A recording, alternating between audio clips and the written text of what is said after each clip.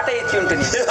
100 తప్పుల వరకు ఏమి చేసినా క్షమించమని మాట ఇచ్చి ఉంటుంది. కానీ నేటితో ఆ 100 తప్పులు చెల్లిపోయినది. శతాపరాధి శిశుపాలుడు ఏమి కాగలడో మీరందరూ చక్కగా చూసి ఆనందింతురుగాక. శిశుపాల, కృష్ణ, నాపై నీకింత కోపమేనా?